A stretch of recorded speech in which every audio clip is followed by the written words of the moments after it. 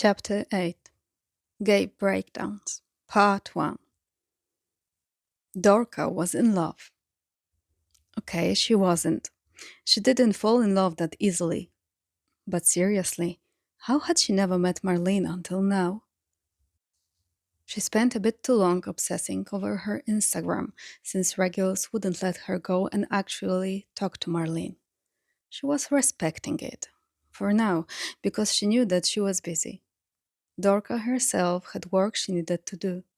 She never really got a break from her job, even if the two biggest people she managed were in the room with her. There was always something to be done.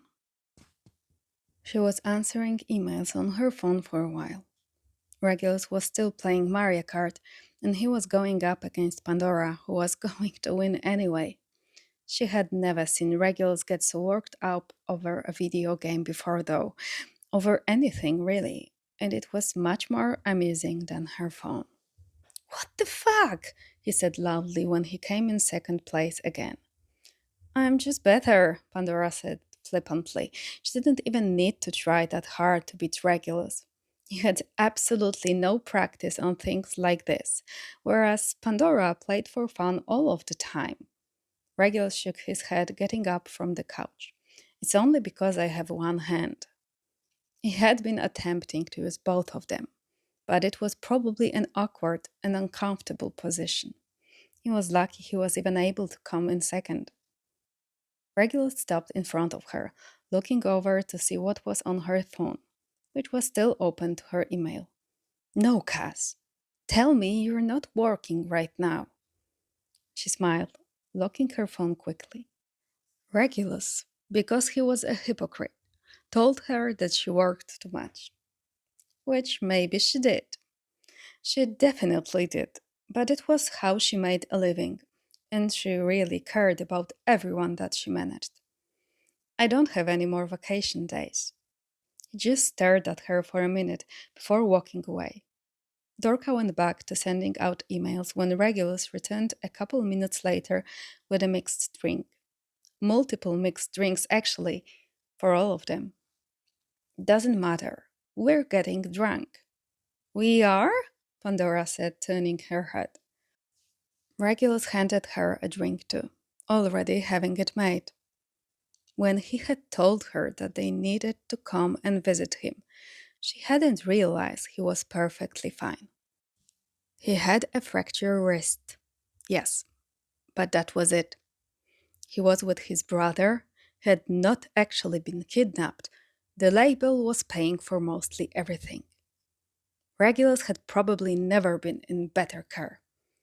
He was just freaking out over James Potter. Dorca had no room to judge. She had only been there for 2 hours, and she was feeling the same way because of Marlene McKinnon. Alcohol was liquid courage, for Dorca at least, and after 2 drinks, she went to go find her. Regulus gave her an idea of where she might be, but she had hardly paid any attention to the directions. They were probably getting ready for the show, and she didn't want to interrupt, except that was exactly what she wanted to do. She stopped by a door that she heard music coming from, and it had a piece of red printer paper taped on it. The words Lion's Head written in bold black sharpie. At the very least, this was her band. She drew every ounce of confidence she had gotten from those shots of Pink Whitney and knocked 3 times on the door before taking a small step back. The music that Dorca heard earlier paused before she could figure out what song it was, and it wasn't long before she was met with the blonde. Not Marlene, though. She would have been able to tell right away. Hello.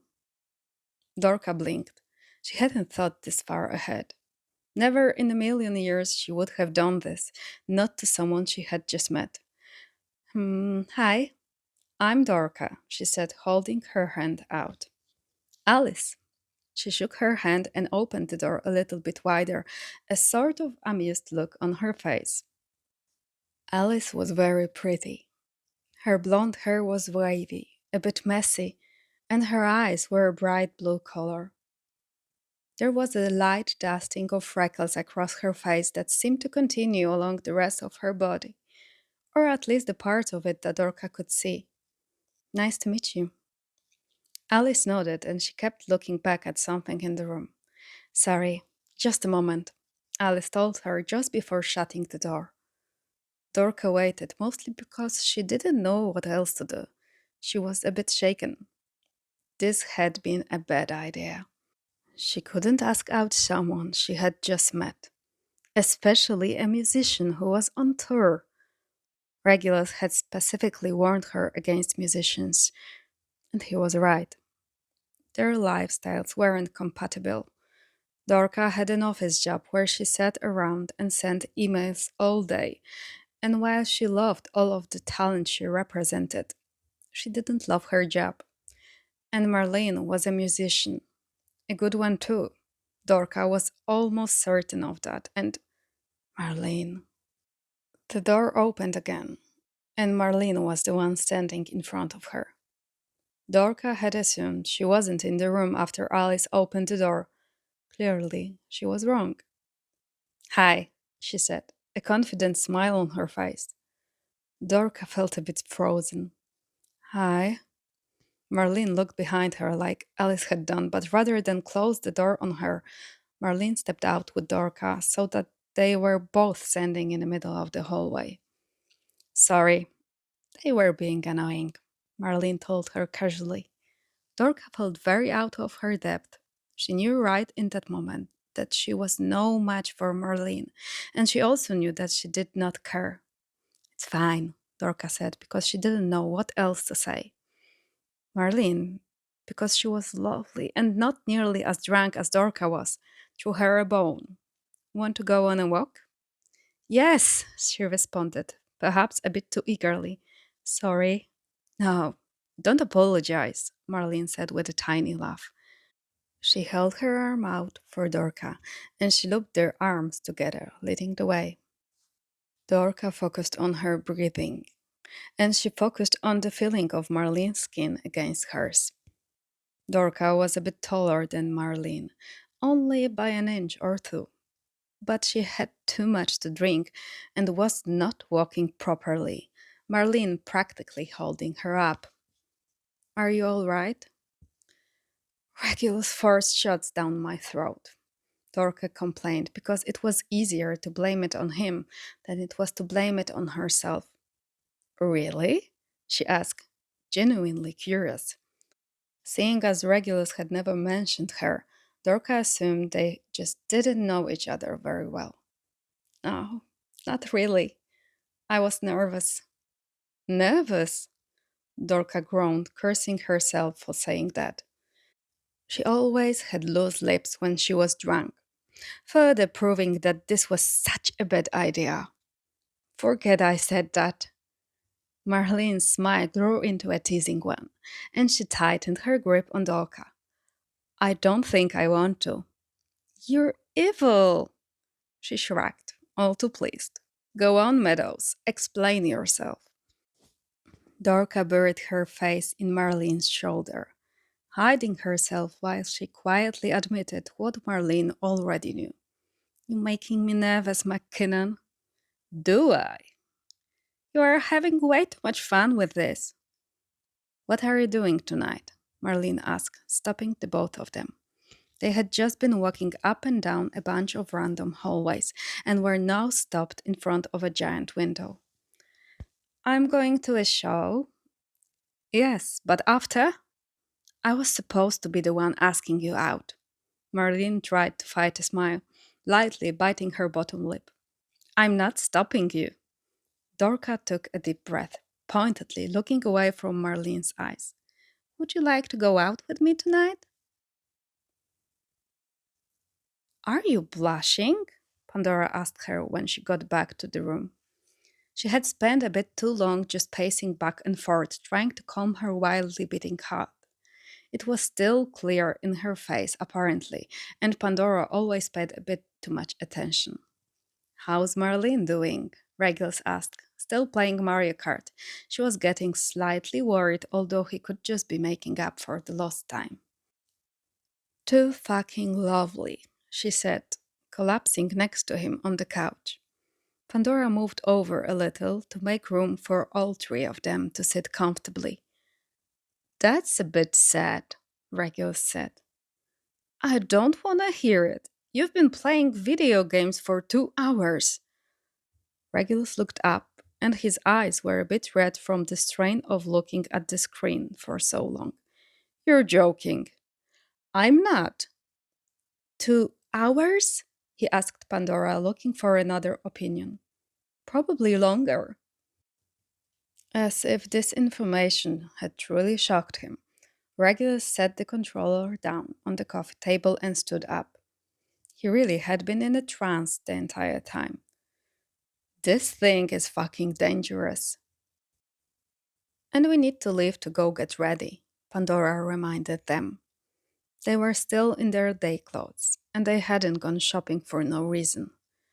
Plus, Dorca had more incentive now. Before, she hadn't cared much about impressing anyone. Now, well, it was a different story. They had to walk back to the hotel. None of them were sober enough to drive. It wasn't very far, but it was hot and Dorca was sweating. She's just so pretty, Dorca said. They were probably tired of hearing her talk about Marlene, but they both had absurdly boring love lives, which left her to fill that void of conversation. We know, Regulus said, exhaling a deep sigh. Dorca was unaffected. She was glad Regulus had made her come. Oh my god, she said quietly, remembering the actual reason they were there. James Potter. Dorca, shut up. Do you like him? She asked, needing to know immediately. No. She wasn't convinced, although she would find out if they were all getting drunk tonight. He always spilled information he wasn't supposed to, just like Dorca did. She embarrassed herself more often, though. Dorca had bought a white miniskirt and a pink tank top that was bright but wasn't quite neon. She had been subconsciously recreating a Barbie look, although she didn't realize it until Pandora pointed it out. Maybe Marlene will be your Ken, she said hopefully. Dorca put on shoes that made her slightly taller, although she wore them more for the way they looked and not the way they added height. Pandora looked good in anything, but particularly the outfit she had just bought. It was a set that had a pair of light blue pants and matching top that was basically just bra. Her hair was its usual curly mess, if only messier than normal. It was an intentional chaos though, like she mused it on purpose.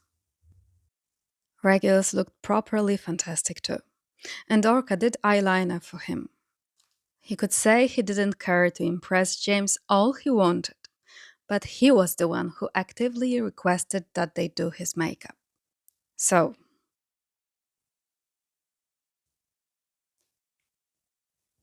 James thought he was going to have an asthma attack, but in the best possible way. He was absolutely positive that Regulus was doing this on purpose, trying to drive him absolutely mad. And it was working. The tank top, the jeans, the necklaces, the eyeliner. Oh, the eyeliner. James very much liked the eyeliner. Really, he could live and die by the sight of Regulus wearing eyeliner alone. Even that one tiny glimpse of him was enough. He had gotten all there was to get out of life. James wanted more. Maybe that made him selfish. Maybe that made him stupid. But enough wasn't enough. It never would be. Pranks? Sirius asked, showing up in front of him and waving his hand in front of his face. Regulus had already passed by his friends, probably in the direction of the Lion's Head backroom. Marlene had not shut up about Regulus's friend Dorca. Jim saw it as a good sign. A sign she was done with running through every single woman she saw. James understood. Or he tried to anyway. Mary had really broken her heart, and it was just how Marlene had decided to cope. What? He asked. asking as if he hadn't been actively drooling over Sirius's brother. All right? Yeah, everything's fine. Something caught your eye? Peter asked because he wanted to ruin James's life. That was dramatic. He loved Peter. He just hated how much he liked to tease James, particularly about this specific thing. Nope, nothing at all. Sirius was looking between the two of them, visibly confused. What's he talking about?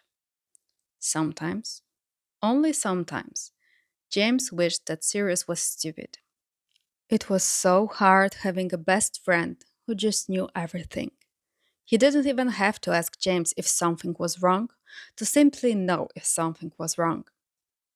Which was why James was petrified that Sirius was going to figure out exactly what was going on in his mind.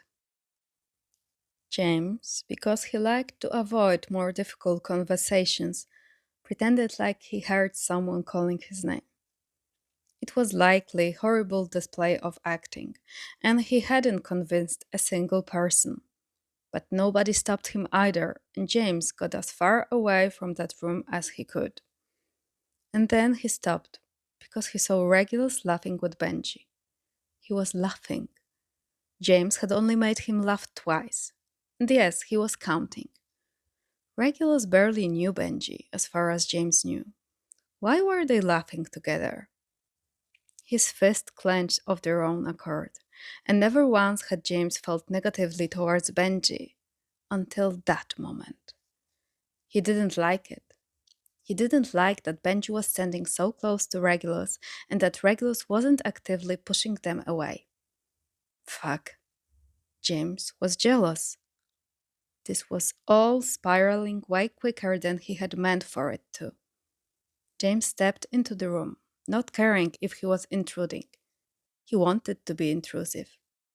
Hi, he said, making his presence known, waving slightly awkwardly. Regulus's smile dropped when he saw James, but Benji was just as happy as before, and they greeted James just like they always did. Hey, James, they said. James did not think this far ahead, because now he had no idea what he was supposed to say.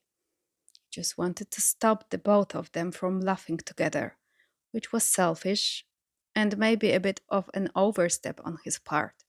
He had no real claim over Regulus, even if he was making him feel all of these things that he had never felt before. Regulus didn't owe him anything. I just came to say hi, he said, already starting to slowly back out of the room. Jealousy made people do weird things, James found out. Every time he tried to meet Regulus's eyes, he looked away. So he gathered his losses, said a quick goodbye, and tried to find an empty room as quick as he could. His head was spinning a little bit. He had been jealous. That was new for James. A lot of things were new. He had never really. Fuck. He didn't even know how to explain it. Objectively, James knew when people were pretty. A lot of his friends were pretty, and he tended to be a bit of a stuttering mess around them. The first time he met Marlene, he was literally speechless. So James recognized attractiveness. He knew when people were hot. He did. But had he ever really had a crush? Does acknowledging that somebody looks good mean you like them? It was how he had a girlfriend when in secondary school for a couple of months. He told her she was pretty, and then she asked him out on a date. That was what he thought was supposed to happen, but he didn't know if he ever really liked her. All he knew was that he liked Regulus, and he knew it was in a different way than he had ever liked anyone before. He knew it was also a horrible idea, but he was deciding to not dwell on that too much. James needed to talk to Sirius, even if it was going to be a bit complicated considering the circumstances. But still, Sirius would know what to say. He always knew what to say. Lucky for him, Sirius came to find him quite quickly. Prongs? He hadn't realized how confused he was until that moment. Sirius was pretty. He was fucking beautiful, actually. So why had James never thought about him like this? Without a word, Sirius came and gave him a hug that James melted into. Sirius let him. He took all of the stress and the feelings that James was carrying off of his shoulders for just a couple of seconds, holding the weight all by himself because he knew it was what James needed. What's wrong? I don't know. I don't know. I I need to talk, I think. James felt like he wanted to cry, like he needed to cry. Sirius would never judge him for it, but he just couldn't. He didn't know what he was upset about. He missed home and his parents, but that wasn't exactly at the forefront of his mind. He had a crush on Regulus, which wasn't exactly upsetting. So why did he want to cry? Why was there the urge to claw his eyes out and individually rip his hair from the roots? I'm listening. I have feelings. For someone, Sirius blinked, and it made James realize that he had never done this. He had never just walked up to Sirius to talk to him about a crush. There had been a couple of girls he knew he was supposed to like, but it was never real for him. And Sirius would talk to him about different guys he met, about Remus more recently, but never the other way around. Okay, he said with a nod, sitting on the couch. They probably didn't have time for this, but apparently Sirius was going to be making the time. And this is good? James sat down next to him, letting out a dramatic sigh. Yes, I think so. It's just pets. I didn't know it's new. New? New, James confirmed. He didn't know how else to describe it. New in what way? Like a new type of person, or he knew what Sirius was trying to ask. He was trying to figure out if this was what Sirius called a gay breakdown. And he supposed it was, just in a different way. He wasn't having any trouble coming to terms with the fact that Regulus was a man. It wasn't exactly surprising. James, in the back of his mind, had always known he was capable of loving anyone. No, I mean, yeah, it's a he. He's a he, but okay, no, I've been through this. It's fine. He shook his head, knowing he wasn't explaining himself well at all. It isn't about him. I mean, it is, but it's about how I feel about him. It's about me, Prongs mate. I love you, but I'm so confused right now. Sirius wouldn't judge him. James had no reason to be scared. This was fine, even if it was new. New things were good. I like him, and it's making me realize that I've never really liked anybody before. Saying it out loud was more of a relief than he thought it would be. Oh, new, Sirius said, letting the information settle. James supposed that with anybody else, he would have been worried about their reaction. He didn't really understand what was happening to him, just that it wasn't very common. Sirius himself fell in love with everyone and anyone, or maybe he just pretended to. Everything was just so confusing. Sirius took a deep breath, then he nodded at James. Okay, continue. Continue? What else were there to say? Yeah, talk, run, whatever you need to do.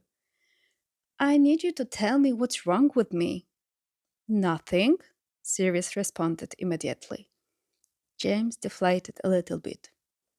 A part of him, hoping that Sirius would just say something like, You're a freak, get over this.